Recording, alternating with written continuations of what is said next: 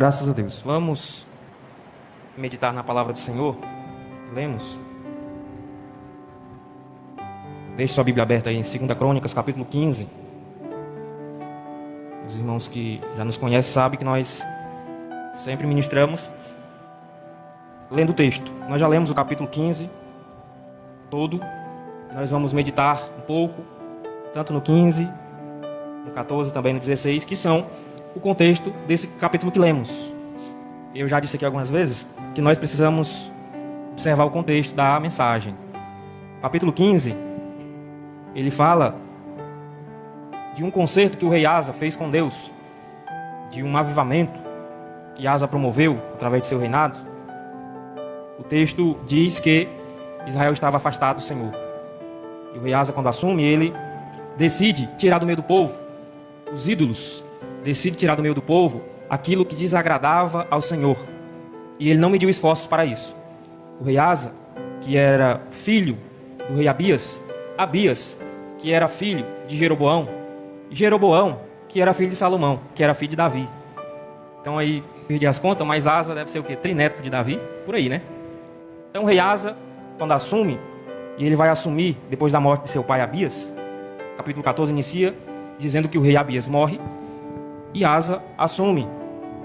E o versículo 2 do capítulo 14 diz que Asa fez o que era bom e reto aos olhos do Senhor Deus. Por quê?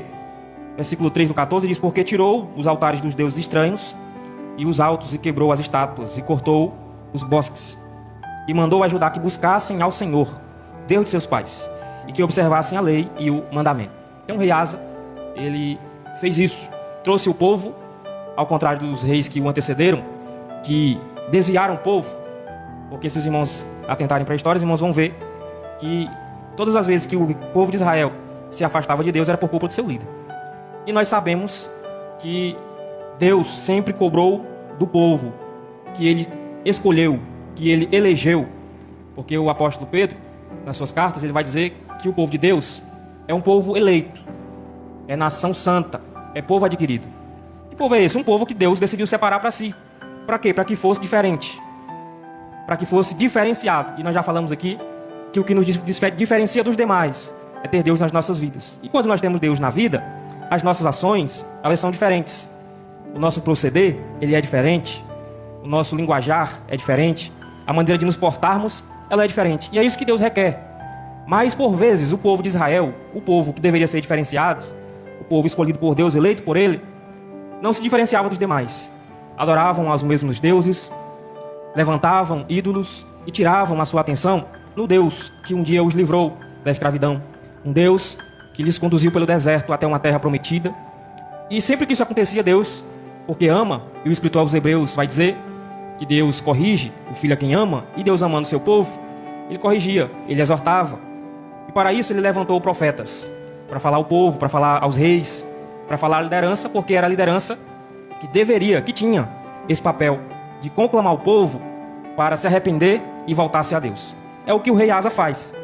Ele conclama o povo para que se arrependam dos pecados, para que derrubam os altares feitos para ídolos e voltem-se a Deus. Levantem altares ao seu Deus. O capítulo 15, que nós lemos, ele vai falar sobre essa atitude que Asa teve, de abolir a idolatria e promover um renovo ou um concerto com o Deus eterno. E o capítulo 15, ele inicia dizendo assim: então veio o Espírito de Deus sobre Azarias, filho de Obed. Nós acabamos de dizer aqui que quando Deus queria falar com a liderança, ele levantava profetas. E Deus, no capítulo 15, no primeiro verso, ele levanta um profeta para falar com o povo e com o rei. E no versículo 2, nós vamos ver aqui o que o profeta vai dizer a Asa. Ele diz assim: ouve-me, Asa, e todo Judá, e Benjamim, o Senhor está convosco, enquanto vós estáis com ele. E se o buscardes, o achareis. Porém, se o deixardes, vos deixará. Só nesse versículo 2 aqui, nós já temos uma palavra maravilhosa aos nossos corações. Essa palavra que o profeta, aqui tomado por Deus, usado por Deus, o profeta Azarias, ele fala ao rei Asa e ao povo de Judá, é uma mensagem atualíssima para os nossos dias. Por quê? Porque nós vivemos dias em que pessoas têm tirado a sua atenção de Deus, em que pessoas têm colocado um outro alvo para a sua adoração, têm levantado altares, mas não ao Deus eterno, tem colocado coisas entre elas e Deus, tem preferido as coisas desta terra do que as promessas que Deus tem feito ao seu povo. E quando isso acontece, Deus também levanta pessoas para falar aos nossos corações, para trazer-nos à memória aquilo que nós já sabemos. Eu disse aqui no domingo passado que as nossas pregações hoje não é mais novidade para vocês. Não é mais novidade para ninguém. Tudo que nós falamos, vocês já sabem. Então por que falamos? Para trazer a memória, para lembrar a igreja do Senhor, para me lembrar, para lembrar a você, que Deus não mudou. Deus continua o mesmo, Deus continua santo, e Deus continua sentado no trono, e Ele continua nos contemplando. Então nós não podemos viver indiferente a um Deus que tem a atenção sobre nós 24 horas por dia. E quando nós lembramos que há um Deus no céu, que controla tudo, que domina tudo, que contempla tudo sobre nós, que sabe tudo o que nós fazemos, que sabe tudo o que nós pensamos, aí nós voltamos a esse Deus e retornamos a nossa atenção para esse Deus. Por quê? Porque lembramos que há um Deus no céu que se importa conosco, que há um Deus no céu que se preocupa quando nós vivemos uma vida errante, quando nós nos distanciamos dele, quando nós nos afastamos da sua presença. E nesses últimos dias ele vai levantar profetas do Senhor, assim como levantou na Bíblia Sagrada para trazer conserto para o seu povo. Deus nesta noite também tem uma palavra aos nossos corações para nos lembrar que quando nós nos consertamos com ele, levantamos altar e o buscamos com todo o nosso coração e com toda a nossa alma, nós o encontramos. E quando nós o encontramos, porque ele se deixa ser encontrado, porque é assim que a palavra diz, que quando nós buscamos a ele, não é que nós achamos porque somos bons, mas é porque ele se permite ser encontrado. E eu sempre faço uma analogia, a relação de Deus conosco, nosso Pai, com nós filhos, com uma analogia de nós que temos crianças pequenas, quando nós brincamos de esconde com eles. E aí nós nos escondemos, mas nós não nos escondemos em um lugar tão difícil que eles não nos encontram. Por quê? Porque a nossa alegria é que eles nos encontram. Por quê? Porque quando eles nos encontram, eles ficam felizes. E é assim que Deus faz. Não é que você busca e encontra porque você sabe onde Deus está ou porque você sabe como encontrá-lo. Mas é porque Ele permite que os seus filhos o encontrem. Para quê? Para que assim também nós fiquemos felizes, para que Ele tenha prazer em nos abençoar, para que Ele tenha prazer de contemplar o sorriso no nosso rosto. Então Deus, Ele está bem facinho. O acesso até Deus é bem fácil. Só precisa o quê? Que nós o busquemos. Mas com todo o nosso coração, e como diz a palavra que nós lemos, e com toda a nossa alma. Por quê? Porque Deus não aceita que nós vamos buscar Ele com duplo pensamento. Deus não aceita que nós o adoremos com dupla intenção de coração.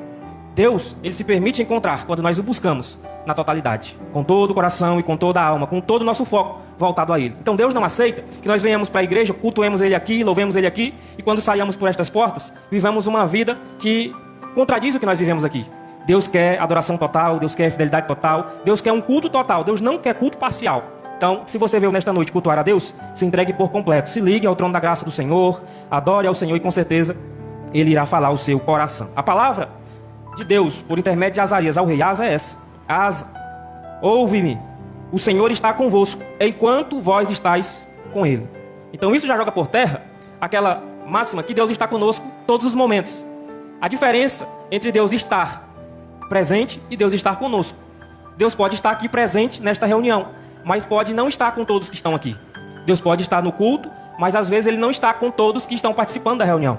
Porque a palavra de Deus é: eu estou com vocês enquanto vocês estiverem comigo. Isso quer dizer, e Ele complementa: mas se vocês me deixarem, eu também vos deixarei. E aí nós nos apegamos tanto à máxima que Deus é fiel e achamos que Deus vai ser fiel para conosco em todos os momentos, independente das circunstâncias. Mas nesta noite a palavra é bem clara: Deus está conosco enquanto nós estivermos com Ele. Quer ter Deus na sua vida? Não largue Ele por nada. Quer Deus andando com você 24 horas por dia, cuidando, protegendo, suprindo? Não deixe Ele por nada desta vida. Não deixe que as adversidades te tirem da presença do Senhor. Não deixe que os problemas desta vida tire a sua atenção do Deus que cuida de você. Não deixe que as batalhas, que as adversidades, que as pandemias, que as doenças, que as enfermidades venha tirar você da presença do Senhor. Por quê? Porque enquanto você estiver com Ele, Ele está contigo, te protegendo, te guardando, provendo as suas necessidades, curando quando você ficar enfermo. Porque o fato de você estar com Deus não quer dizer que você não vai passar as intempéries da vida, não. Você estando com Deus, você vai ficar enfermo. Então, o que muda? É que você ficando enfermo, Ele está com você, Ele te cura. Que você passando na adversidade, Ele está com você, Ele passa contigo. O propósito de Deus não é nos tirar das lutas, mas é nos fazer passar por meio da luta e cantar o hino da vitória do outro lado. Foi assim que Deus fez com o povo de Israel no deserto. Deus colocou o povo no caminho do mar. Para quê? Para que fizesse o povo atravessar o mar, para que o nome dele fosse glorificado e a fé do povo edificada. Então é para isso que Deus levanta as adversidades nas nossas vidas. É para isso que Deus coloca momentos difíceis como esse. Para quê? Para peneirar aqueles que realmente estão com Ele, com aqueles que não estão. E a palavra do Senhor nesta noite, ela é bem clara. Enquanto você estiver com Ele, Ele vai estar com você, te abençoando, te prosperando e cuidando de você e dos seus. Porque Deus, Ele é um Deus tão bom que Ele não cuida só de nós, Ele cuida também da nossa família, Ele cuida da nossa casa, Ele cuida da nossa empresa, do nosso emprego, dos nossos filhos, dos nossos cônjuges, porque a bênção do Senhor, ela acrescenta mais bênção e ela não acrescenta dores. É o que a Bíblia Sagrada diz. Então a promessa era que Deus estaria com Asa, estaria com Israel, enquanto eles estivessem com Ele. Aí Ele vai dizer assim: porém, se me deixarem, eu vos deixarei, ou Ele vos deixará. Mas entre esta promessa de estar com o povo e a afirmação que deixará, se o povo deixar, Ele vai dizer: mas se me buscardes, me achareis. Ou seja, Deus está conosco, mas isso não nos garante vitória. Então o que é que vai nos garantir uma vida de vitória? É mesmo Deus estando conosco, nós continuarmos buscando a Ele. O fato de você ter certeza que Deus está com você não pode te dar uma falsa sensação de tranquilidade e você deixar de oferecer sacrifício a Deus, e você deixar de oferecer uma vida santa, de oferecer um perfeito louvor, de meditar na palavra do Senhor, porque Ele disse aqui, ó: eu estarei com vocês enquanto vocês estiverem comigo. E se me buscardes, me achareis. Ora, se Deus já está comigo, por que eu vou buscar? Ele não já está comigo? Mas Deus requer que nós... É uma busca contínua, irmãos. No momento que nós deixamos de buscar a Deus, nós corremos o sério risco de nos distanciarmos da sua presença. É por isso que Jesus, quando habitou nesta terra na forma de homem, sabendo que o homem, ele é falho, e sabendo que o homem é atraído pelas coisas desta vida, ele diz: em todo momento, estejam vigilantes e orando. Vigiar e orar, e para quê? Para que não entreis em tentação, para que não caiam em tentação. Então nós precisamos estar buscando ao Senhor em todos os momentos. No versículo 3, o profeta, ainda falando, ele vai trazer à memória do povo algumas informações que o povo já sabia. É por isso que eu disse aqui que tudo que nós falamos aqui não é novidade para vocês. Vocês já conhecem, porque vocês são leitores da Bíblia Sagrada, nós lemos. Isso é apenas para reavivar aquilo que já está no nosso coração. E o profeta Azarias, tomado por Deus, ele vai dizer: Israel esteve por muitos dias sem o verdadeiro Deus. Então ele está trazendo informações ao povo que o povo já sabe. Ele diz: olha, no passado, Israel também já viveu sem Deus, e sem sacerdote que o ensinasse, e sem lei. Versículo 4. Mas quando na sua angústia se convertia ao Senhor, Deus de Israel, e o buscava, o achava. Então Asa está trazendo a informação: olha, Deus está com vocês. Enquanto vocês estiverem buscando, Ele está com vocês. Agora, porventura, se vocês o deixarem, Ele também vos deixará. Assim como fez no passado, quando o povo de Israel vivia em pecado. Não tinha sacerdote que ensinasse. Eles viviam sem lei. Mas, todavia, quando eles, na sua angústia, porque o que faz a consequência na vida daqueles que se distanciam de Deus, daqueles que vivem sem ensino, daqueles que vivem uma vida desregrada e sem lei, é a angústia. São as aflições. E o profeta Azarias disse assim: olha, eles se distanciavam. Todavia, quando eles, na sua angústia, procuravam ao Senhor, buscavam ao Senhor, o achavam. Ou seja, Deus, ele é um Deus tão amoroso que mesmo você pecando, que mesmo você transgredindo, que mesmo você querendo andar com suas próprias pernas, que mesmo você tomando decisões sem consultá-lo, quando nós quebramos a cara, mas quando nós estamos lá no fundo do poço e nos arrependemos e clamamos por Ele, Ele nos atende, nos socorre. E é isso que Deus está dizendo ao povo de Israel. Quando eles, na sua angústia, buscavam ao Senhor, o achavam. E naqueles tempos não havia paz, nem para quem saía e nem para quem entrava, mas muitas perturbações sobre todos os habitantes daquelas terras, porque gente contra gente e cidade contra cidade se despedaçavam. Ele vai dizer: olha, era um tempo tão difícil que nem quem estava indo desta vida, e aqui ele faz uma analogia, nem para aqueles que morriam, nem para os que se achavam nascendo, encontrava-se paz. E Salomão, o rei Salomão, no livro do Eclesiastes, quando ele faz um apanhado da sua vida na terra, porque Salomão, ele foi um homem que viveu segundo Deus, sim, mas antes ele usufruiu de tudo que a vida pode oferecer. Ele usufruiu de mulheres, de dinheiro, de luxo. E ele concluiu no livro do Eclesiastes: olha, eu observei tudo, eu usei tudo, eu pratiquei de tudo, e percebi, no fim da minha vida, que tudo isso é vaidade. E ele conclui que o mundo estava numa situação tão caótica, que ele vai dizer assim: quem está bem são aqueles que já morreram, e quem está melhor ainda são aqueles que ainda nem nasceram. Para deixar claro que o mundo era tão caótico, e o profeta Azarias falando aqui ao povo, ele vai dizer: era uma época em que o povo se degladiava, a violência era tanta, era nação contra nação, cidade contra cidade, e eles se despedaçavam. Aí ele deixa uma informação que é bem importante para nós nesta noite. E ele vai dizer que tudo isso acontecia por quê? Porque Deus suscitava isso para que viesse sobre o povo. Porque ele diz assim: porque Deus os conturbara com toda a angústia. Aí você pode dizer: irmão, só acabou de dizer que Deus é um Deus amoroso, Deus é um Deus que tem prazer de abençoar, e agora o profeta está dizendo que o povo se degladiava, que as nações se degladiavam, que era cidade contra cidade, que era violência total, porque Deus trazia angústia para o povo? É. Porque Deus, ele é um Deus tão amoroso que, para não nos perder, Ele tira tudo de nós.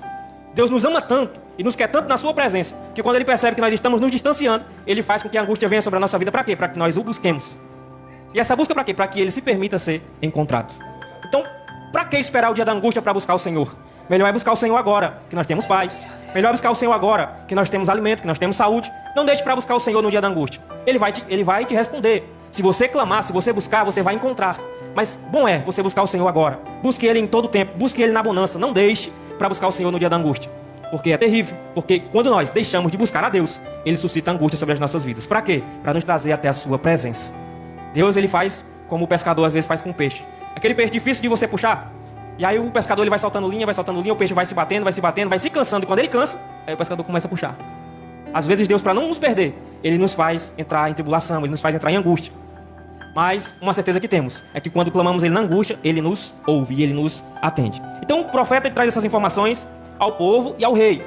E ele diz no versículo de número 7, após refrescar a memória do povo, que os seus antepassados viveram em um tempo de calamidade total, porque pecavam, mas quando se humilhavam e se arrependiam e clamavam por Deus, Ele respondia. Aí no versículo 7, ele diz assim, mas esforçai-vos e não desfaleçam as vossas mãos, porque a vossa obra tem uma recompensa. O profeta está falando para um povo que está vivendo uma vida reta diante de Deus. Ele está falando para um povo que já pratica a palavra do Senhor. E ele trouxe a memória do povo. Olha, os antepassados de vocês viviam a prática do pecado. Vocês estão vivendo, buscando a Deus. Muito bem. Porém, esforcem-se e não desfaleçam. Talvez você que está aqui, você que ouve essa palavra, esteja se dizendo aí, mas eu vivo uma vida de santidade. Eu já faço a minha parte. Eu já busco ao Senhor, eu já oro, eu já me consagro. A palavra para você que está assim é, esforce-te. Continua buscando. Continua se santificando. E não desfaleça a sua mão. Por quê? Porque tudo isso tem uma recompensa. Uma vida de santidade que você leva na presença do Senhor tem recompensa. Aí você pode dizer, mas eu busco, eu me consagro, eu jejuo. E mesmo assim eu fico enfermo. E mesmo assim eu passo por aflição. Mas também mesmo assim você continua vivo. E muitos já morreram. Só não há mais jeito para quem já morreu. Mas enquanto há vida, há esperança. Você está na prova, você está passando por aflição. Se você vive uma vida de santidade, espere e confie no Senhor. E assim como Jó diz, por fim, Ele se levantará no meu e em seu favor. Porque quem serve a Deus com fidelidade, uma certeza que tem, uma convicção que tem, é que Deus não desampara aqueles que estão buscando a Ele, que estão clamando por Ele. Esforcem-se, porque a obra de vossas mãos será recompensada. Versículo 8. Ouvindo, pois, Asa estas palavras, e a profecia do profeta, esforçou-se, e tirou as abominações de toda a terra, de Judá e de Benjamim, como também das cidades que tomara nas montanhas de Efraim. E renovou o altar do Senhor, que estava diante do pórtico do Senhor. Talvez para Asa já estava bom. Talvez para Asa ele já vivia no bem bom, porque ele vivia uma vida reta. Mas quando ele ouviu a voz de Deus, isso gerou em Asa um desejo de consertar o altar. Porque às vezes nós estamos congregando, às vezes nós estamos vindo para os trabalhos, nós não falhamos. Participamos da escola bíblica, participamos do culto de ensino, somos ofertantes, somos dizimistas e achamos que está tudo bem.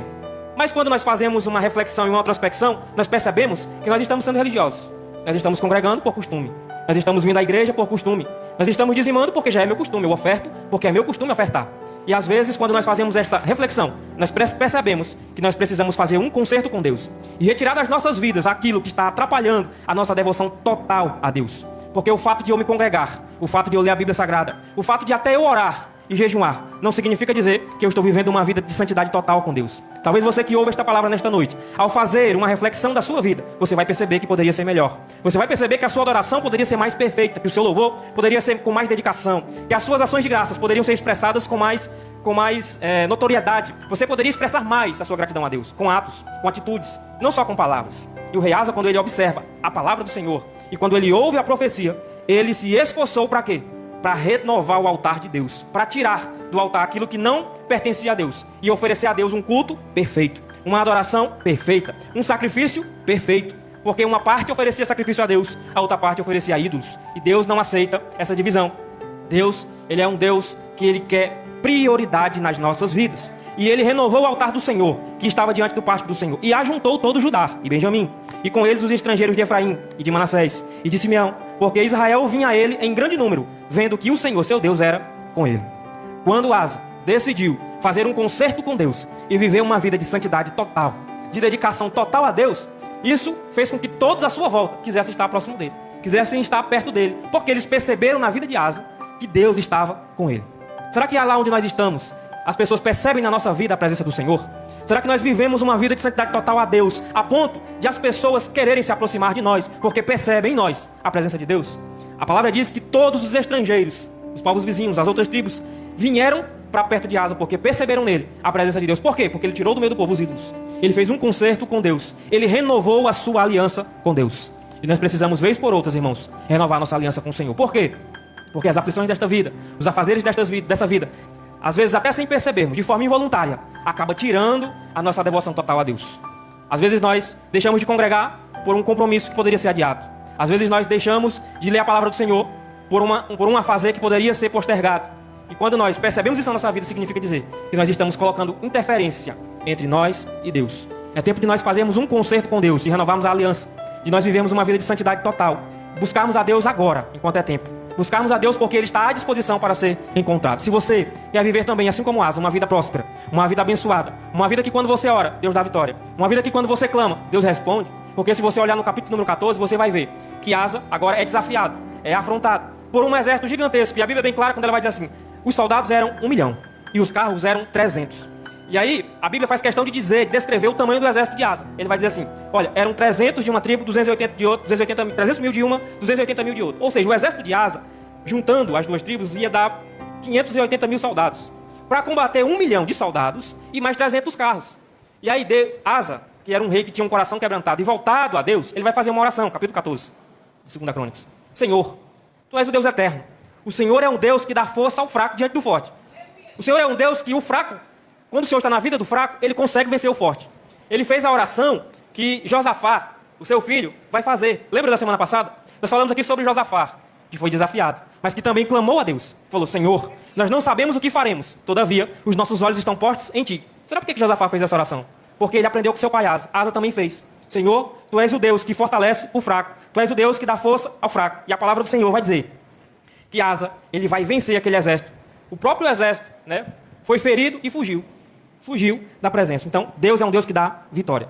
Mas vamos aqui, continuar no capítulo número 15. E ajuntaram-se em Jerusalém, no 3º mês do ano 10º do reinado de Asa, e no mesmo dia ofereceram em sacrifício ao Senhor o despojo que trouxeram. Da onde? Da vitória que eles acabaram de ter. Eles foram vitoriosos e trouxeram, né, os despojos ali. Eles venceram Azerá, o etíope, e dessa batalha que eles venceram, eles trouxeram despojos, animais, gado, ovelhas. E Asa, quando ouviu a palavra do Senhor, ele se desapegou tanto das coisas materiais, que no mesmo dia, e o texto é bem enfático quando diz, quando todas as tribos perceberam que Deus era com Asa, eles se reuniram. E quando eles se reuniram, em um mesmo dia, eles ofereceram sacrifício ao Senhor. Quanto? 600 bois e 6.000 ovelhas. Quando nós voltamos a nossa atenção para Deus, nós nos desapegamos das coisas materiais. Nós nos desapegamos daquilo que nós conquistamos. Por quê? Porque entendemos que se conquistamos, foi porque Deus deu.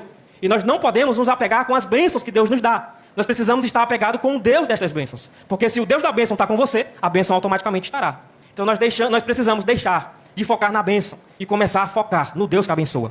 Nós precisamos buscar este Deus que Ele está à disposição para nos abençoar. E entraram no concerto de buscar ao Senhor, Deus de seus pais, com todo o seu coração e com toda a sua alma. Eles ofereceram sacrifício e fizeram um concerto com Deus, um juramento. Nós vamos buscar a Deus de todo o coração e com toda a nossa alma. E de que todo aquele que não buscasse ao Senhor, Deus de Israel, morresse, desde o menor até o maior, e desde o homem até a mulher. E juraram ao Senhor em alta voz, com júbilo e com trombetas e com buzinas. E todo Judá se alegrou deste juramento, porque com todo o seu coração juraram, e com toda a sua vontade o buscaram, e o acharam, e o Senhor lhes deu repouso em redor. Eles tiveram paz. Por quê? Porque assentaram no coração buscar a Deus de todo o coração. E a expressão que tem na minha Bíblia que eu acho interessante, com toda a sua vontade. Eles desejaram, eles colocaram todos os seus esforços em quê? Em buscar a Deus. E o que foi que isso trouxe de consequência? Repouso, paz, tranquilidade. Não precisaram mais guerrear. Por quê? Enquanto eles estavam buscando a Deus, Deus dava paz. Deus dava sossego. Quer deixar de se desgastar com as aflições da vida? Busque a Deus de todo o teu coração, de toda a tua alma. E assim você vai deixar de gastar forças lutando, guerreando com as aflições, com as adversidades. Quando você decidir pegar o seu esforço, decidir gastar as suas forças, a sua virilidade, buscando a Deus. É por isso que o apóstolo Paulo, mesmo sofrendo aflições e perseguições, ele abre a boca e diz: olha, eu me gastarei e me deixarei gastar no reino, pregando o evangelho, pregando a palavra.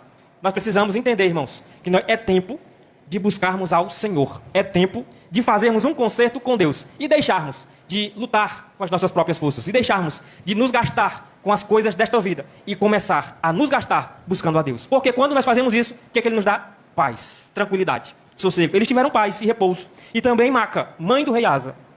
E esse versículo de número 16, ele deixa claro que Asa não estava fazendo isso apenas para se mostrar. Asa não estava fazendo isso apenas para dizer ao povo e incentivar o povo: olha, busque a Deus. Ele assentou no coração um compromisso de verdade, a ponto de o texto no versículo de número 16 deixa claro que até sua mãe, a rainha, ele expulsou. Por quê? Porque ela levantou um altar contra um ídolo e não quis derrubar. E ele assentou um propósito tão firme no seu coração que ele colocou aquela mensagem de Jesus lá no Novo Testamento. Asa já tinha ela lá no Velho Testamento. Ah, não quer não? É minha mãe, mas vai ter que sair. E no livro de 1 Reis, se eu não me engano, capítulo 15, ele vai esclarecer mais que Asa não expulsou só a sua mãe. Ele expulsou aqueles que faziam algazarra, aqueles que farreavam, digamos assim, na nossa língua popular. A minha versão diz que ele expulsou os rapazes alegres, aqueles que viviam uma vida aí arregalada, uma vida de prazeres. Ele expulsou todos. Ou seja, Asa não deixou ninguém no seu reinado que não buscasse ao Senhor. Todos aqueles que decidiram não buscar a Deus, quem não morreu foi expulso da cidade. E nem sua mãe escapou. Por quê? Porque na busca do Senhor, nós não podemos ter condições. Nós não podemos colocar impedimentos. Nós não podemos instituir. Não, e é relativo. Eu busco a Deus até certo ponto. Mas quando chega em certas áreas, aí não dá para abrir mão. Não, Asa buscou a Deus de todo o coração e com toda a sua alma. Nada ficou entre ele e seu Deus, nem a sua própria mãe. Por quê? Porque havia nele dedicação. E Jesus, quando esteve na terra, deixou claro no Novo Testamento. A multidão está acompanhando ele, querendo milagre, querendo cura, querendo maravilha, querendo pão, porque a notícia já rodava, ele multiplica pão e peixe. E eles estavam lá querendo bênçãos. E aí Jesus, percebendo, ele para e se vira para a multidão e diz: olha, quem não deixar pai, mãe, não pode ser meu discípulo. Quem não negar a si mesmo, tomar a sua cruz, não pode ser o meu discípulo. O que é que Jesus está dizendo? O que Asa disse aqui. Nada pode ficar entre nós e o nosso Deus. Ah, eu amo meu esposo. Ele não pode atrapalhar você de servir ao teu Deus com fidelidade. Ah, mas eu amo os meus filhos. Eles não podem ser empecilho nas nossas vidas de servir a Deus com dedicação e com fidelidade. Ah, eu amo os meus negócios. Aquilo, a minha empresa, está o meu suor. Nós precisamos compreender que nada pode interferir na nossa vida devocional com o nosso Deus. Porque se interferir, é um ídolo. Se interferir, nós estamos levantando altar para coisas, para ídolos, e estamos tirando o nosso foco de Deus. É tempo de buscar a Deus, é tempo de renovar a nossa aliança com Deus e buscar ao Senhor de todo o nosso coração e com toda a nossa alma. A sua mãe, Maca, mãe do rei, ele a depôs, para que não fosse mais rainha, porquanto fizera a Asera um horrível ídolo, e Asa destruiu o seu horrível ídolo e o despedaçou, e o queimou junto ao ribeiro de Sidrom. Os altos, porém, não se tiraram de Israel. Contudo, o coração de Asa foi perfeito todos os seus dias. E trouxeram as coisas que tinha consagrado seu pai, e as coisas que ele mesmo tinha consagrado à casa de Deus, prata e ouro e utensílios. E não houve guerra até o ano 35º do reinado de Asa. Houve paz, houve tranquilidade. Por quê? Porque ele buscou a Deus com dedicação, com foco. Ele serviu a Deus com totalidade. Agora, uma coisa que nós não podemos esquecer e que nós precisamos tirar da vida do rei Asa, é que até agora nós falamos que Asa foi alguém íntegro, que Asa foi alguém que renovou o altar, que refez o concerto com Deus. E isso é maravilhoso. E isso serve de exemplo nas nossas vidas, para que nós busquemos a Deus, renovemos a aliança com Ele, que nada fique entre nós e nosso Deus. Mas, porém, Asa era um ser humano. Asa era um rei, e como ser humano, ele também era falho. E quando nós observamos o capítulo de número 16, nós vamos perceber que Asa também era ser humano. E o perigo de quando nós servimos a Deus com totalidade, de quando nós adoramos a Deus com afinco, quando nós colocamos Deus em primeiro lugar nas nossas vidas e recebemos dele paz e tranquilidade, há um grande perigo também de nós deixarmos de obedecer a sua palavra e de ouvirmos a sua voz. É por isso que tranquilidade não combina com crente.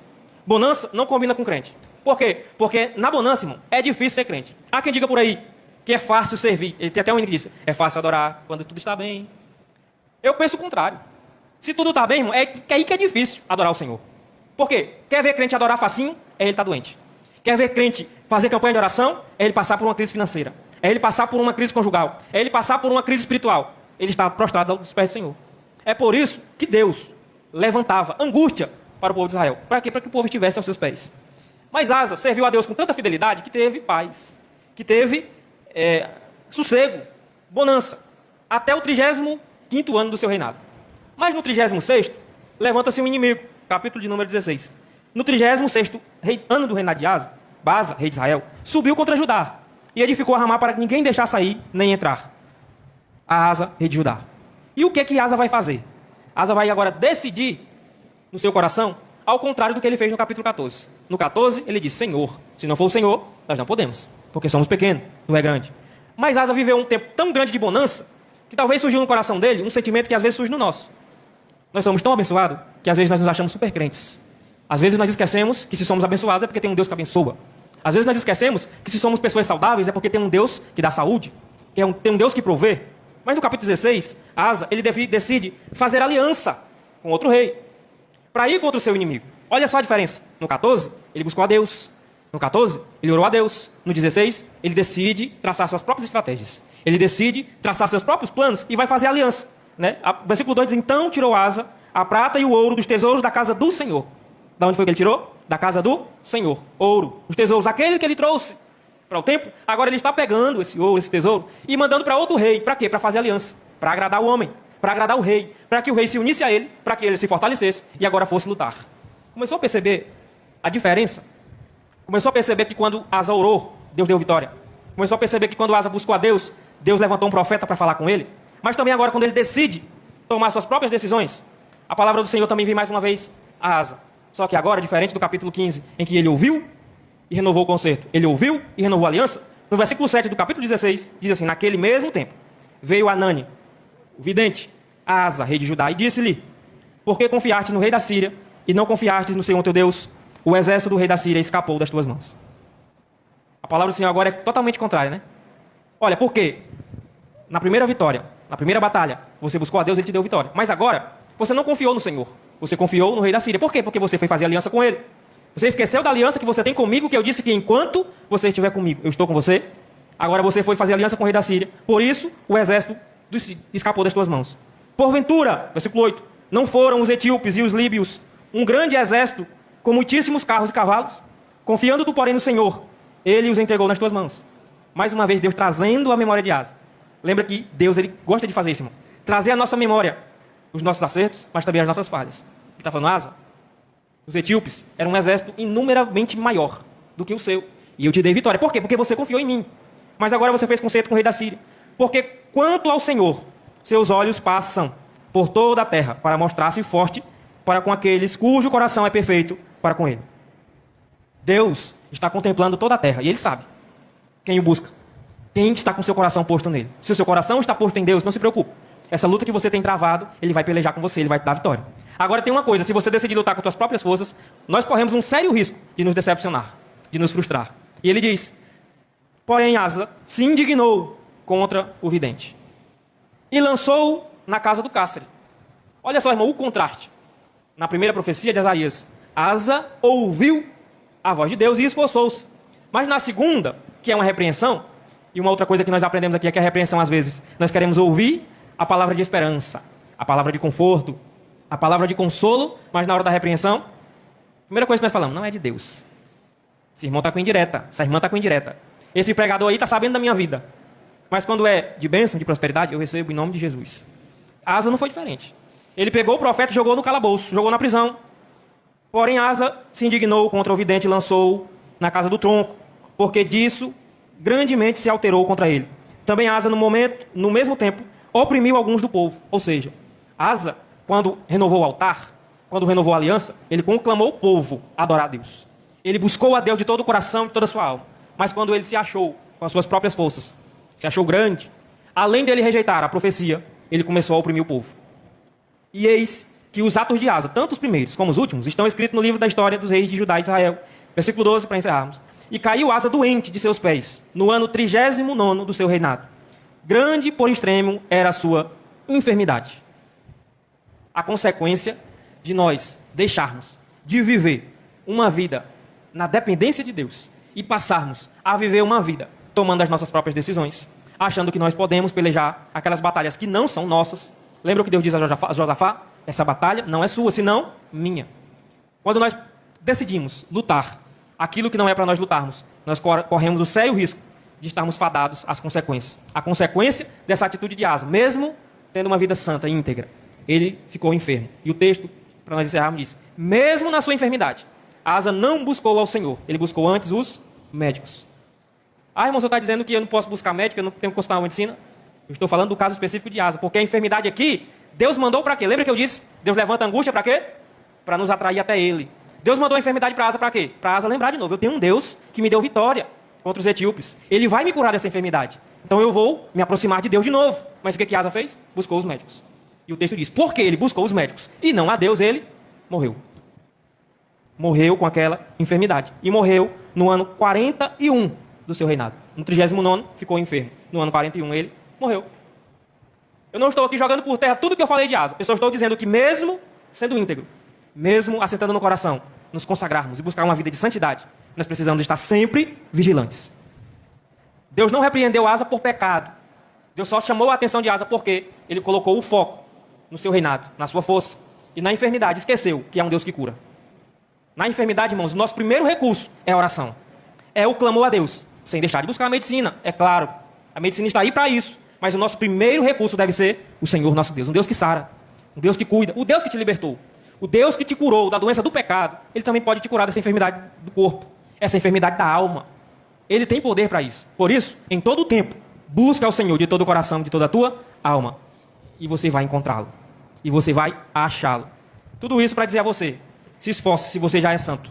Se você é santo, santifique-se mais. Se você fez uma introspecção e acha que precisa renovar o seu concerto com Deus, que precisa limpar o altar, que precisa tirar aquilo que está desagradando a Deus, faça isso nesta noite.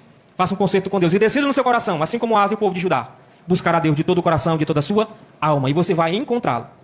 E atente para o exemplo que nós deixamos de Asa. Quando nós deixamos de buscar a Deus com todo o coração e com toda a alma e passamos a confiar nas nossas forças, nas nossas qualidades, nas nossas especializações, nas nossas experiências, porque é um grande perigo do cristão. Quando ele já é um cristão que há muito tempo serve a Deus, ele se confia nas suas experiências. Mas, irmãos, nós somos totalmente dependentes de Deus em todo tempo. Nunca nós vamos atingir a estatura de varão perfeito. Somente no dia em que ele voltar para nos levar para morar com ele. Aí Paulo diz, isso que é corruptível, este corpo aqui, será revestido de incorruptibilidade e nós estaremos para sempre com ele. Mas até lá, nós somos dependentes do Senhor. Não se esqueça disso. Busque a Deus em todo tempo.